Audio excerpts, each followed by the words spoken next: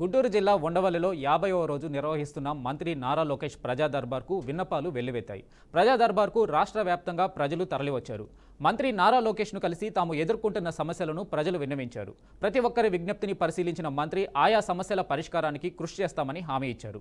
YCP పాలనలో మంత్రిగా పనిచేసిన పెద్దిరెడ్డి రామచంద్రారెడ్డి అన్నమయ్య జిల్లా మదనపల్లిలో 15 కుటుంబాలకు చెందిన 200 కోట్ల విలువైన భూములను నకిలీ పత్రాలు సృష్టించి కబ్జా చేశారని బాధితులు మంత్రి ముందు వాపోయారు. భూమిని ఆక్రమించి వేధిస్తున్నారని మంత్రి ఎదుట కన్నీటి పర్యత్నమయ్యారు. విచారణ చేపట్టి రామచంద్రారెడ్డిపై తగిన చర్యలు తీసుకుంటామని మంత్రి లోకేష్ వెల్లడించారు.